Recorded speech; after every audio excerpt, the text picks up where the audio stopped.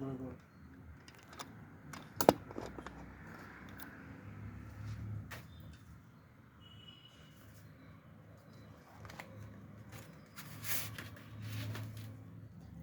White pastel দিয়ে প্রথমে একটা বড় বক্স আঁকবো, তারপরে তার ভেতরে আবার একটা বক্স,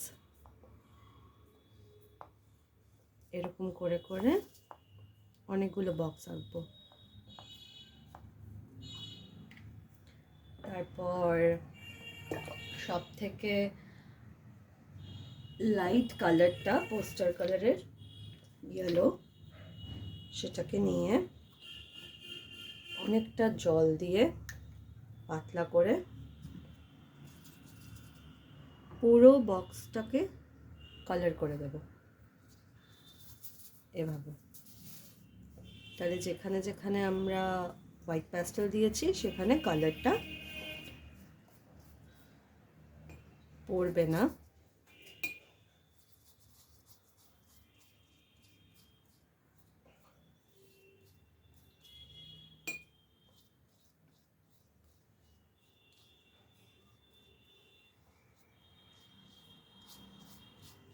এটা শুকিয়ে গেলে তারপরেই আমরা পরের স্টেপটাতে যাব।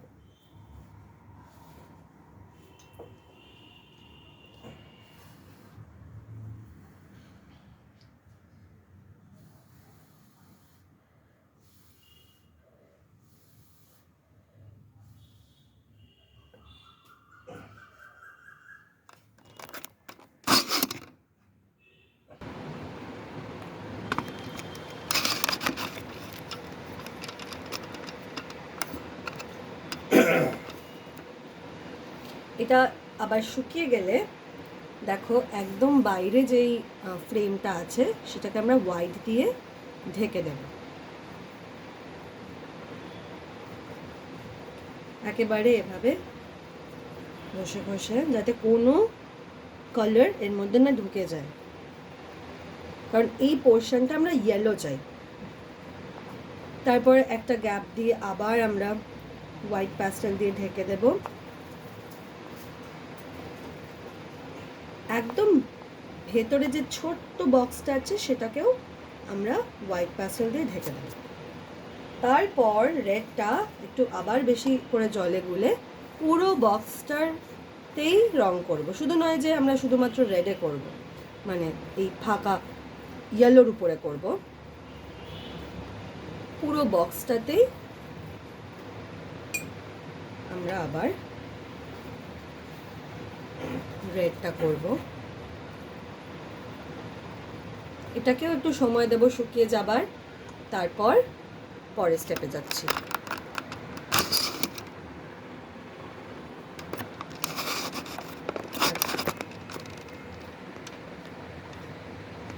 এটা আবার শুকিয়ে গেলে এই পোর্শনটা আমরা আবার হোয়াইট প্যাস্টেল দিয়ে ঢেকে দেব।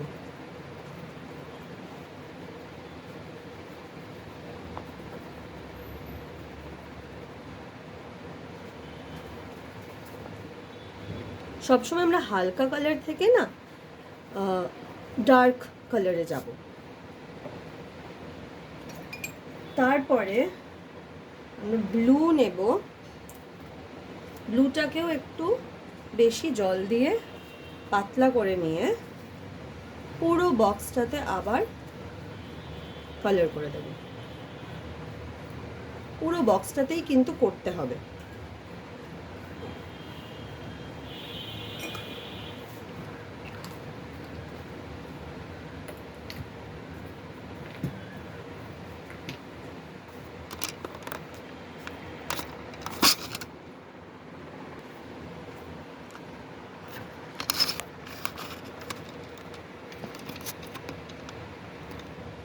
এটা আবার শুকিয়ে গেছে।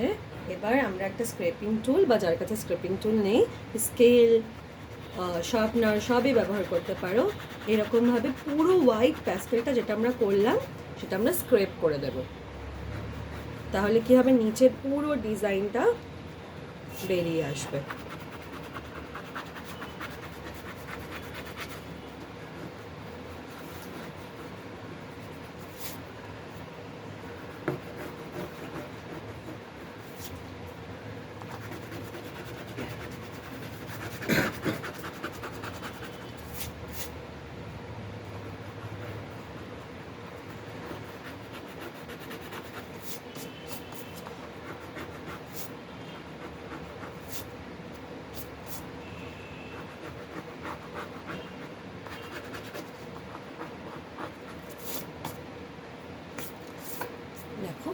ঠিক এভাবেই